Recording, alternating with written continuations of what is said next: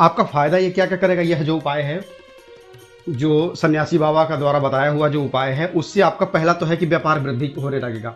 दूसरा, अगर कोई आपका पैसा वापस ना कर रहा हो, उसने आपके पैसे ले रखे हैं और आपको पैसे लौटाने में आनाकानी करते आ रहा है, तो वो भी इस उपाय से पैसा लौटाएगा। हर हर महादेव। कैसे हैं आप लोग? आशा करता हूं आप लोग भी महादेव के आशीर्वाद से स्वस्थ होंगे, मस्त होंगे और अपने परिवार के साथ प्रसन्न होंगे। अगर आप हमारे चैनल पर नए हैं तो चैनल को सब्सक्राइब कर लीजिए और साथ ही घंटी के बटन को भी दबा दीजिए ताकि हमारे आने वाली हर वीडियो की नोटिफिकेशन आप तक सबसे पहले पहुंचे। जय श्री राम, जय बागेश्वर धाम। चमत्कार का जीता जागता नाम है आज पंडित धीरेन्द्र कृष्ण शास्त्री का। आज हम आपको उनके ही कथा से लिया हुआ एक उपाय बताएंगे जो कि बहुत ही चमत्कारिक उपाय है। अगर आप सही में 10 लाख मांगेंगे तो 10 करोड़ मिलते हैं। मन की भावना आपकी सच्ची होनी चाहिए, बच्चे की तरह मन आपका निर्मल होना चाहिए। यह जो उपाय है आपके 5-6 काम करता है। एक उपाय आपका 5-6 काम करता है। जी हाँ, बहुत ही सरल है और बहुत ही आसान करना है। किसी भी शुभ दिन आप इसको कर सकते हैं। कोई ज़्यादा इसमें खर्चा नहीं है। इसमें लगने वाला आपका खर्चा कहे तो खूब से खूब आपके घर का जो सामान है उससे ही आपका ये काम हो जाएगा। आपका फ़ायदा ये क्या क्या करेगा, यह जो उपाय है, जो सन्यासी बाबा का द्वारा बताया हुआ जो उपाय है, उससे आपका पहला तो है कि व्यापार वृद्धि होने लगेगा। दूसरा, अगर कोई आपका पैसा वापस ना कर रहा हो, उसने आपके पैसे ले रखे हैं और आपको पैसे लौटाने में आनाकानी करते आ रहा है, तो वो भी इस उपाय से पैसा लौटाएगा। तीसरा जो है, अगर आप कर्ज से मुक्ति चाहते हैं तो भी इस उपाय से आपका जो है एक पॉजिटिव इन्वायरमेंट आपके आसपास वो मतलब तैयार होने लगता है, जो आपको कर्ज से मुक्ति प्रदान करने में आपकी बहुत मदद करेगा। और चौथा जो है वो, अगर आपके घर में पैसा आता है टिकता ही नहीं है। मैक्सिमम लोगों के घर का यही परेशानी है कि आता है पर टिकता नहीं है, आमदनी अठन्नी और खर्चा 2 रुपये 4 रुपये हो रहा है, तो आप उससे भी छुटकारा पा सकते हैं। तो करना कैसे है ये चल के जान लीजिए। अगर आप इस उपाय को करते हैं तो पहले तो सबके घर में जो प्रॉब्लम है वो है मनी की। पैसा सबके यहाँ जो है वो हर काम के लिए पैसा चाहिए। तो आपको क्या करना है, इस उपाय को अब ध्यान से सुनिए, स्किप मत कीजिएगा, क्योंकि कोई भी पॉइंट मिस होगा ना तो वो फिर आप दोबारा कमेंट करते हैं कि मैंने ये प्रयोग किया पर मेरा सफल नहीं हुआ है। मेरे कई सारे कमेंट में दिखते हैं कि इससे मुझे कुछ फ़ायदा नहीं हुआ। चलिए उन सब बातों को छोड़िए, उपाय जानते हैं। तो करना कैसे है, इस उपाय को आप किसी भी शुभ दिन कर सकते हैं। किसी भी शुभ दिन मतलब कि शुक्ल पक्ष के प्रथमा से लेकर के पूर्णिमा तक में 15 दिनों के भीतर आप कभी भी कर सकते हैं। आप नवरात्रि में कीजिए, दीपावली में कीजिए, किसी भी शुभ दिन, रवि पुष्य हो, गुरु पुष्य हो, किसी भी दिन आप इसे कर सकते हैं। करना क्या है, आपको माता लक्ष्मी का एक उपाय करना है, छोटा सा उपाय। और माता लक्ष्मी का छोटा सा उपाय आपने कर दिया, चुटकी बजाते ही होगा चमत्कार। और देख लीजिए, क्योंकि चमत्कार को ही है नमस्कार। आपको क्या करना है, 2-3 चीज़ें आपको ले लेनी है। आप सोमवार से लेकर के रविवार तक किसी भी दिन इसको कर लीजिए, शुभ दिन करना है बस। तो आपको एक लाल रंग का कागज ले लेना है। ध्यान से सुनिएगा आप बातों को। एक लाल रंग का कागज ले लीजिए और उसके साथ में आपको क्या लेना है, एक कौड़ी ले लीजिए। माता लक्ष्मी का ही एक कौड़ी है। आपको सारी चीज़ें स्क्रीन पर दिखते जाएंगी क्या क्या आपको लेना है। पहला लेना है आपका एक लाल रंग का कागज। दूसरा लेना है आपको एक कौड़ी, चित्ती वाली, पीली वाली कौड़ी। आप स्क्रीन पर देखिए कौन सी कौड़ी लेनी है। इसकी पीठ जो है वो थोड़ी सी धंसी हुई होती है, अंदर की तरफ गई हुई होती है, वो कौड़ी आपको लेनी है। और एक लौंग लेना है फूल वाला। आपने ये 3 चीज़ ले लिया है। और चौथा लेना है आपको एक सूखा हुआ रोली, जो है रोरी कुमकुम जो कहते हैं ना, वो आप एक ले लीजिए। अब क्या करना है, आप किसी भी दिन, शुभ दिन, आप शाम के समय में, अगर शाम को गोधूली बेला के बाद आप करते हैं तो भी सही है, नहीं तो आप खाने पीने के बाद भी आप एक बार फ्रेश हो जाइए, कपड़े बदल लीजिए और उसके बाद आप माता लक्ष्मी के तस्वीर के सामने, फोटो के सामने, मूर्ति के सामने आप बैठ जाइए। और उसके बाद आपको क्या करना है, जो आपके पास रोरी या कुमकुम है उसको आप थोड़ा सा गंगा जल डाल करके गीला कर लीजिए। वो आपके उंगली में लगना चाहिए और उससे आपको लिखना है।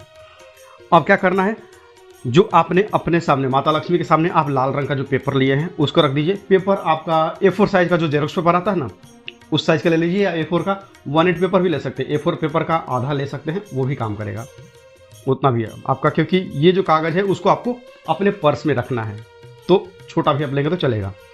अब क्या करना है, जो 1/8 साइज़ का या A4 साइज़ का पेपर है उस पर आपको बाएं साइड में, आप स्क्रीन पर देखते रहिए कैसे कैसे करना है, बाएं साइड में आपको माता लक्ष्मी का प्रिय जो नंबर है, माता लक्ष्मी का जो लकी नंबर है, उसे क्या करना है, बाएं साइड में आपको लिख लेना है। आपने बाएं साइड में माता लक्ष्मी का जो अंक है 9 लिख लिया। उसके बाद बाएं साइड में हो गया आपका 9 लिखा हुआ हो गया, रोली से आपको 9 लिख देना है। ठीक, अब दाहिने साइड में आपको रोली से ही एक स्वास्तिक बनाना है। स्वास्तिक देख लीजिए इसमें क्या है, कैसे बनाना है, सीधा स्वास्तिक बनाइएगा, उल्टा नहीं। और इसकी जो डंडियां हैं ना किनारे किनारे, इसमें और उसमें 4 बिंदी, ये भी प्रॉपर स्वास्तिक कहते हैं ना, वो भी बनाइए आप। आधा अधूरा केवल स्वास्तिक का 4 डंडी खींच दिए, वो नहीं। स्क्रीन पर देखिए स्वास्तिक कैसा है, उस तरह का आपको स्वास्तिक बनाना है रोरी से। आपने बना लिया। अब उसके बाद कागज को माता लक्ष्मी के पास रहने दीजिए, एक घी का दिया जला लीजिए, और उसके बाद एक लौंग जो आपने लिया है उसे अपने मुट्ठी में ले लीजिए, और मुट्ठी में रख करके 11 बार माता लक्ष्मी का जो मंत्र है उसे बोल दीजिए। अगर आपके पास समय है तो माता लक्ष्मी का जो बीज मंत्र है उसकी आप 108 बार जप कर सकते हैं। 108 बार जप करने में मुश्किल से 7 से 10 मिनट का टाइम जाएगा। अगर आप दे सकते हैं तो अच्छी बात है, नहीं तो कम से कम मैं बोल रहा हूँ कि 11 बार आप माता लक्ष्मी का मंत्र ओम महालक्ष्मी नमः, स्क्रीन पर आप देख सकते हैं, ये बोल सकते हैं। या फिर माता लक्ष्मी का जो बीज मंत्र है, और बीज मंत्र बहुत चमत्कार करता है, बीज मंत्र जो है वो है माता लक्ष्मी का श्रीम, स्क्रीन पर आप देख रहे होंगे, उसका आप 108 पर जाप कर सकते हैं। हो गया। अब जो आपने जप लिया है उसके बाद लौंग को उस कागज़ के ऊपर ही रख दीजिए। जो कौड़ी है आपके पास, पीली वाली कौड़ी है, उसको भी कागज़ पर रख दीजिए। घी आपका जल रहा है। अब जब तक घी का दीपक पूरा नहीं, दिया जो है वो घी का ही होना चाहिए, दूसरे तेल का नहीं, ना तिल के तेल का, ना सरसों के तेल का, किसी का नहीं, घी, शुद्ध घी, वही घी। आपको थोड़ा सा घी के बारे में आपको थोड़ा सा सचेत रहना होगा। घी आपका वही होना चाहिए जो आप अपने खाने में प्रयोग करते हैं, मतलब साफ घी।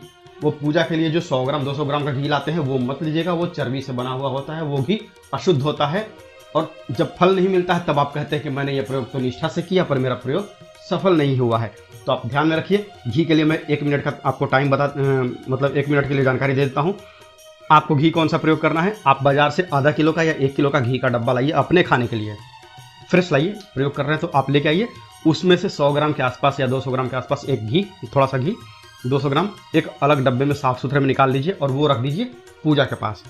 उस घी में से प्रयोग कीजिए यह प्रयोग करने के लिए, या कोई भी प्रयोग जब आप करते हैं ना शुद्ध घी, तो वही पूजा वाला 100 ग्राम 50 ग्राम वाला घी आप मत खरीद के प्रयोग कीजिएगा, आपका कोई प्रयोग सफल नहीं होगा।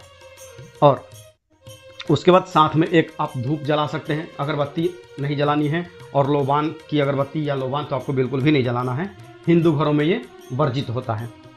ठीक, अब उसके बाद क्या करना है, आपका जो दिया है वो जल रहा है, जब तक आपका दिया जलता है जलने दीजिए। आप रात को, मैं वही सबको सलाह देता हूँ कि यह अगर आप रात को प्रयोग करते हैं सोने के बाद ना, तो रात को दिया जलने दीजिए, जलते जलते वो दिया सुबह तक में बुझ ही जाएगा। उसके बाद सुबह उठ करके आप नहा धो करके फ्रेश होकर के जो आपका कागज है लाल रंग का, उसके ऊपर रखा हुआ है लौंग, उसके ऊपर है कौड़ी, उस कागज के ऊपर लिखा हुआ है 9 और स्वास्तिक, इनको मोड़ करके एक पुड़िया बना लीजिए और उसे आप अपने पर्स में रख लीजिए। ठीक, प्रयोग संपन्न हो गया है, उसे आप रख लीजिए। अभी इसमें एक और काम करना है जो कि अभी और बताने वाला हूँ। तो प्रयोग आपका सफल हो गया, आप नहा धो करके अपने पर्स में उस पुड़िया को रख लिए, या फिर इसको आप अपने अलमारी में भी, या फिर इसे आप अपने गले में भी रख सकते हैं। अगर आप व्यापार करते हैं तो इसे आप अपने गले में भी रख सकते हैं। धूप दीप दिखाते रहिए, अगरबत्ती नहीं दिखाना है। और तीसरा काम, अब अगला काम क्या करना है, अगर आपका कर्जा नहीं पूरा हो रहा है ना, तो आपको क्या करना है, पीपल का एक पत्ता लीजिए, साफ पत्ता लीजिए। यह प्रयोग भी आप शुभ दिन कर सकते हैं, या फिर अच्छा होगा कि आप मंगलवार के दिन करें, क्योंकि यह प्रयोग आपको हनुमान जी के लिए करना है।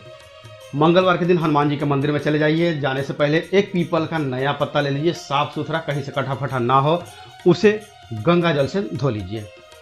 धो लिया आपने, उसके बाद मंदिर में ही जा करके आपको हनुमान जी के मंदिर में जा करके उस पत्ते के ऊपर श्री राम लिखना है। आपने लिख दिया, सिंदूर की मदद से पीला वाला सिंदूर लीजिए, पीले वाले सिंदूर में थोड़ा सा घी मिला दीजिए और घी मिला करके आप मंदिर में ही आपको श्री राम लिखना है।